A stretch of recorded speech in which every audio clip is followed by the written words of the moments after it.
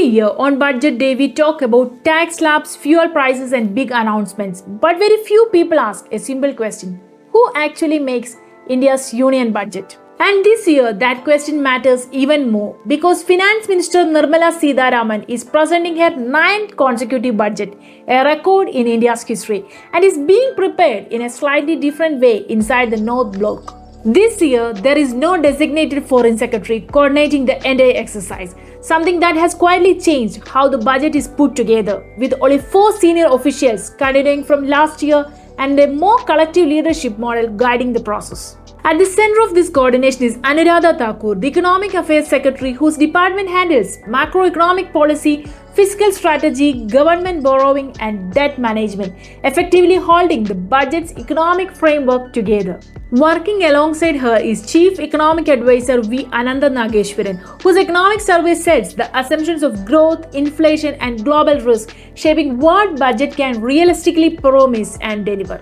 On the revenue side is Aravind Srivastava, the Revenue Secretary responsible for income tax, GST, customs, and the decisions that directly affect the taxpayers, businesses, and government revenues. Managing how public money is spent is with V. Uvalnam, the Expenditure Secretary, who decides allocation across the infrastructure, defense, welfare schemes, subsidies, and transfers to state, balancing development needs with fiscal discipline. Supporting the budget through non-tax revenue is Arunish Chawla, the Secretary of Department of Investment and Public Assessment Management, focusing on disinvestment and asset monetization at a time when every rupee matters. Overseeing the financial system is M. Nagaraju, the Financial Services Secretary, responsible for banking policy, credit flow, and financial stability, especially important for MSMEs and job creation.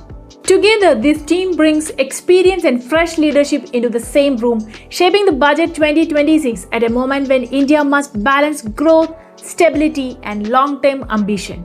Adding to this year's uniqueness, the budget is being presented on Sunday, with stock markets remaining open, allowing the investors and institutions to react immediately, underlying how closely policy decisions and market confidence are now linked. And in the end, budgets are not just about what announced on that one day, but about the people, coordination, and the choice made quietly behind the scenes.